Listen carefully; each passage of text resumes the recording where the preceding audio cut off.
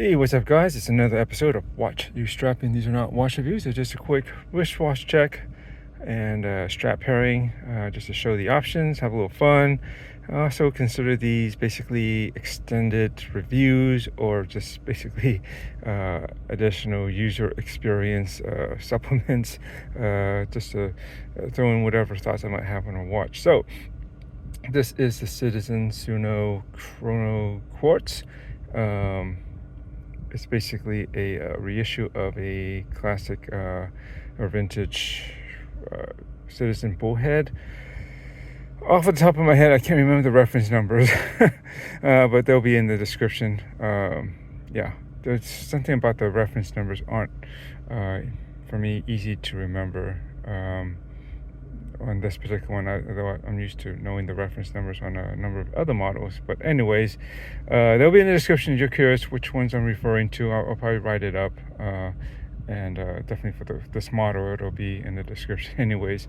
But anyways, yeah, this is a Quartz Chrono, obviously a bullhead design, very cool, fairly recent pickup. I just got inspired by a friend who picked up one with a more rounded case. Don't know the reference number of that, but it's the one that has, I believe, a dark blue dial with some red accents stuff, and which was if I was to do the round one, that I believe that was the same one I would be considering. But again, as I mentioned when I unboxed this, and maybe in the previous video, I was inspired by a video from another YouTuber, Clicky Bezel. Went on a trip to Japan, did some watch shopping, and picked up a few things, and one of them was a vintage version of this. Very cool. It basically looks near identical. I say it's at least 90, almost 95% there, but there are some detailed differences, but I'm not going to get into that now. And I was like, well, you know what, that actually looks pretty good. And then I think this model came out not too long ago. It's fairly recent, actually, addition to the bullhead chronograph line that a Citizen has. And yeah, I definitely don't mind that it's quartz, ready to go, always accurate, robust.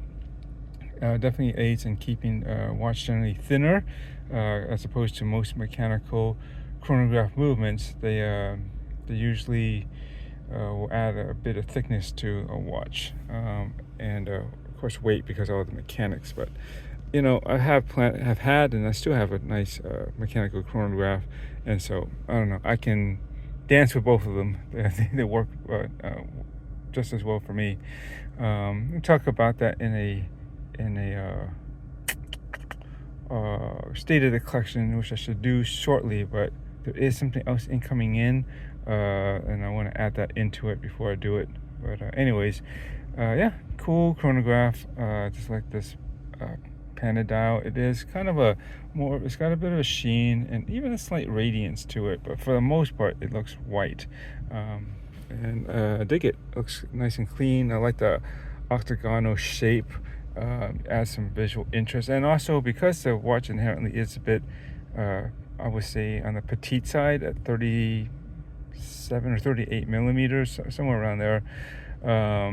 A rounded one does tend to lend itself to looking smaller. Plus, those ones generally have a different colored tachymeter on the outer ring, so that actually effectively makes the main dial within that ring look even smaller.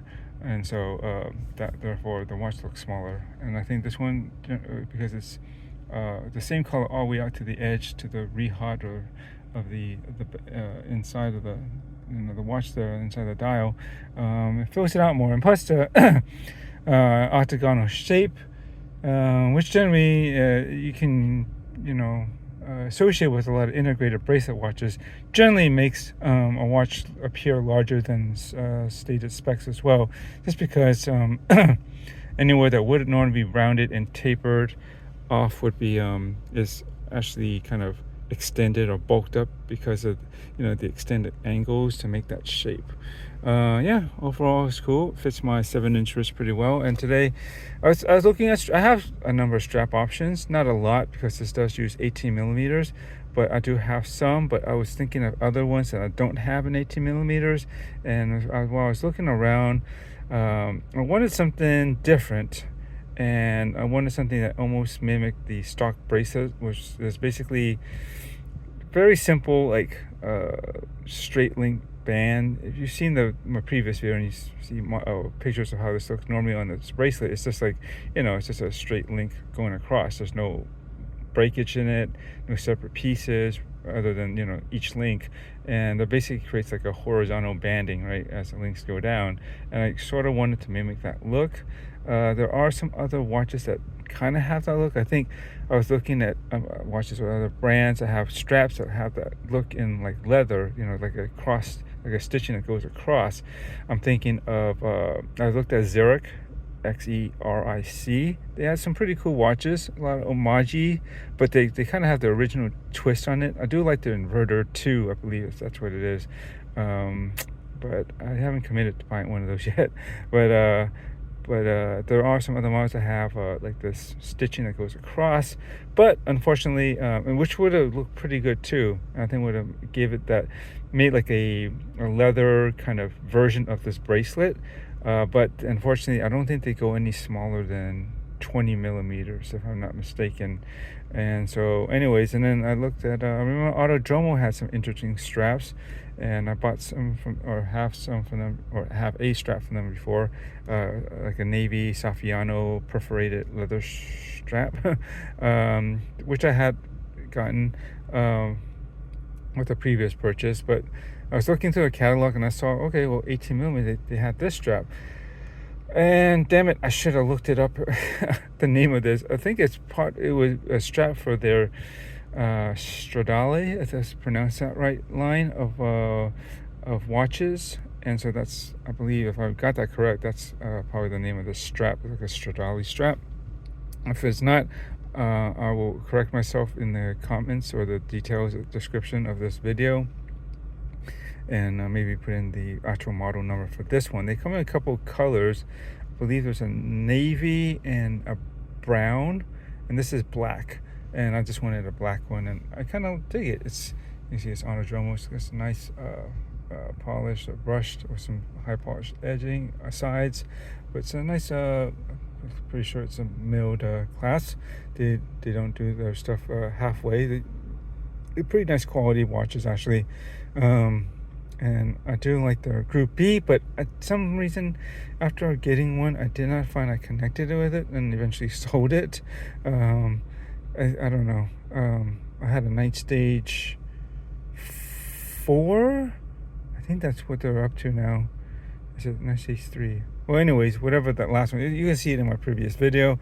Had like it's like a gunmetal finish with a dark blue radiant dial with an orange grid over the dial, and it was pretty cool, but I don't know, it just didn't really fit with exactly what I expected it to.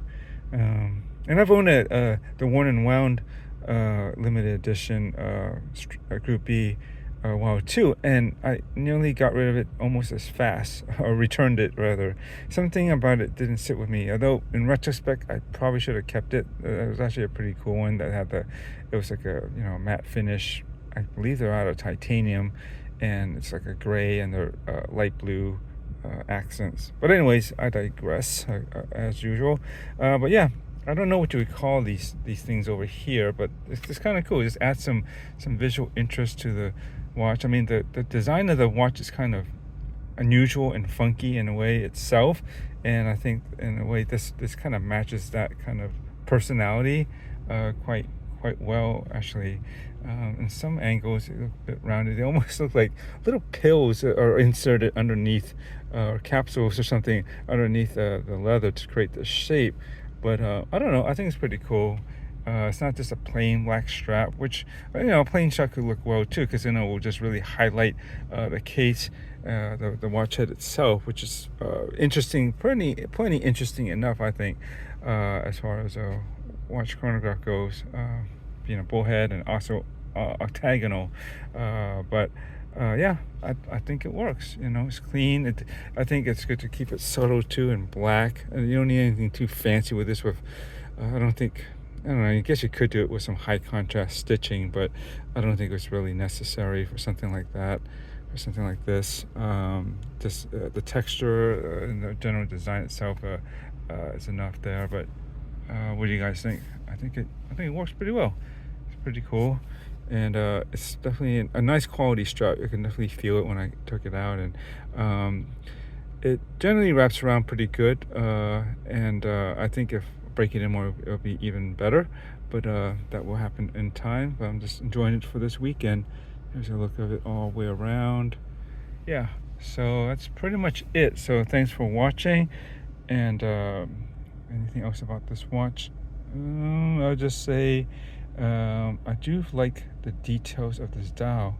Like you look closely at the sub dials. Didn't notice it in the renderings, and the renderings are horrible online because it's computer generated, but you won't even really be able to see this. But you see how it's got this polished frame around the sub dials?